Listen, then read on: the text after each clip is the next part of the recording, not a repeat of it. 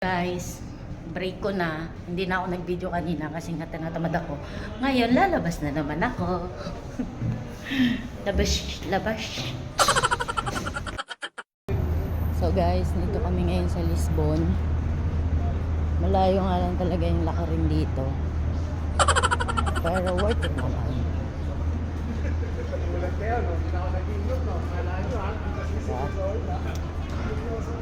Maraming taong lumalabas.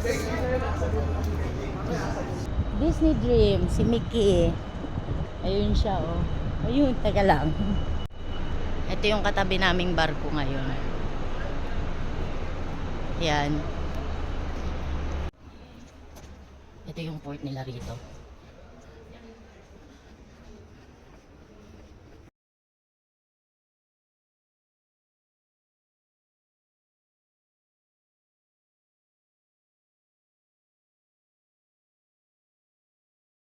Ang ganda ng tok-tok nila rito, oh.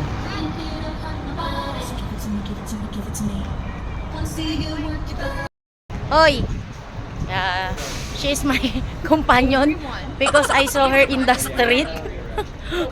Rounding. Unemployed people. So we will take tok-tok now. Where's your tok-tok?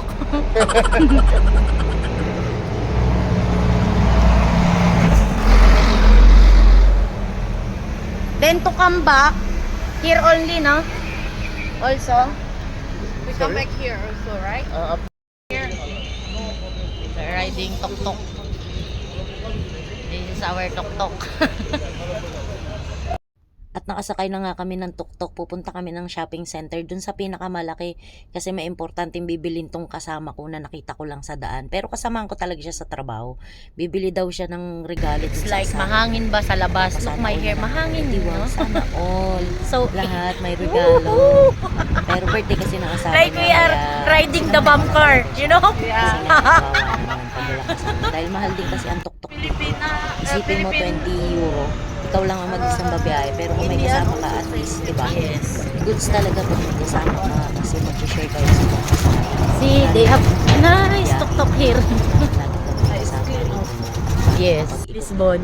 Dahil sabi dito sa amin ng tour guide na may-ari ng tuk-tuk na no, it's far. Dun sa dalawang destination lang dito sa may Lisbon. Yeah. Pero nakarating naman ako dito, kaya ferry lang Takes okay time. na ako. Now we're exploring Lisbon. Sumakay kami ng tok-tok. This is the Hotel Ronaldo, CR7. Istana, CR7. Yeah, we were here, no tuk-tuk. Now I remember. And also Isa tong sikat na hotel dito sa Lisbon na ang napagmamay-ari ni Rolando. Isang sikat na soccer player yata o football player yun siya. Pero meron din kasi siya sa may Madeira. Magkakatabi lang talaga to sa Portugal. At ito nga, kinakausap ko na tong kasama kong to kung anong gusto niya talagang bilhin para yun agad ang pupuntahan namin. Kasi siya naman talaga may importanteng kailangan bilhin dito. Then sabi ko may nakita akong sapatosan dito ka bumili. Baka may magustuhan ka. Kasi bumaba na kami ng tuk-tuk kaya naglakad na kami. Sobrang ang daming bilihan dito. Tapos yung nasa likod pa namin, shopping center yun. Kaya sabi ko sa kanya mamaya na doon dito muna tayo sa mga store mismo ng New Balance, may Nike, ganyan. Ayan, sa Nike. Pumasok din kami na dyan sa may Nike. Tinignan na namin. Tapos wala siya nagustuhan kaya bumaba kami dito sa may shopping center nila. Mall yan na malaki. Kaya pinasok na namin baka sakaling may magustuhan siya. At yun nga, finally, dito siya nakakita ng mga sapatos na gusto niya. Sapatos na gusto niyang iregalo para sa asawa niya.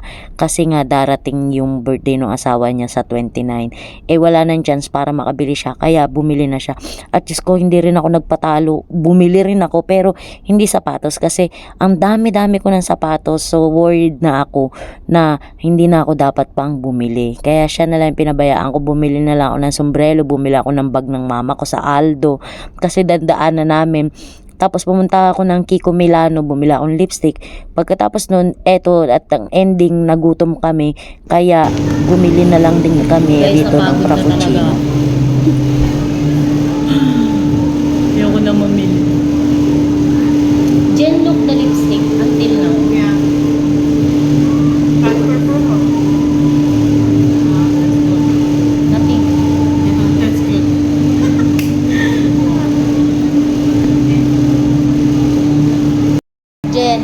ask you something. Do you enjoy shopping? Yes. But I think I need medicine after this. Utas kaming pareho. Tignan nyo naman kasi guys kung anong binili. Sa kanya talaga yung 3 bag dyan, akin isa pa lang. Kasi nga yung bag lang naman ng nanay ko ang importante sa akin. Sino ba namang hindi maano doon? Dami namin binili nito. My job is only shopping. Me also. My man is earn money for this. So rich mama. At ito nga guys, pabalik na kami sa barko at mga dinaanan pa namin yung mga hindi pa namin nakikita kasi sabi nga nung isang bagong tuktok na sinakyan namin, dadaan ko kayo sa ibang way naman para makita nyo. Nakita ko na to kanina binalikan lang namin yung daan pero kasi ngayon mas maraming tao, may event yata sila o mga nanalo yata sa soccer yung team nila o football yata, hindi ko alam, bahala kayo dyan, basta gusto ko nang bumalik sa barko kasi nga ang bigat na rin ng bitbit ko at kailangan ko na rin munang magpahinga kasi jujuti na naman ako. Ito yung square nila rito sa Lisbon Square, hindi na rin kami bumaba ni Jen kaya okay na yan, sabi ko, sa susunod na lang. Tapos nagsisipa kami kasi nga malapit lang ito sa may barko na baka pwedeng meron siyang mabili rito. Kasi nga halos wala kaming makainan dun sa kabilang side dun sa shopping center. But anyway, worth it naman din yung biniyahe namin at ayun na nga, natatanaw ko na yung barko, nabubulol pa ako.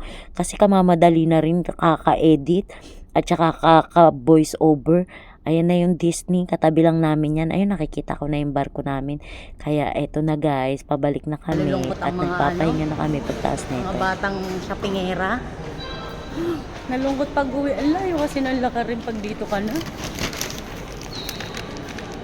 Layo nung lalakaran mo.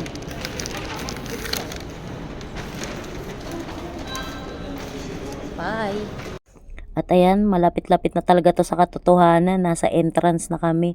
At nagtingin-tingin pa kami nga dito sa may duty free. Baka may gusto daw akong bilhin. Sabi ko, hindi, wala na. Okay na, goods na talaga ako. Tapos pumunta kami to sa may pabanguhan, sa may mga chips. Kaso talagang ako hindi na ako bumili. Pero siya bumili pa rin. Kaya pinabayaan ko lang siya. Nag-ikot-ikot lang muna ako. Dito sa may duty free. Dito lang yan sa may terminal. Ang daming pabango. Nagwisik-wisik pa nga ako. Sayang din yung bango, no? Maitesting man lang yung mga pabango rito. Ang dami rin naman kasing tester lahat ng uri nandito na kami sa barko and na-enjoy naman namin yung paggastos. Na-enjoy naman namin yung paggagastos kaya masaya naman. So bye guys, thank you, thanks for watching.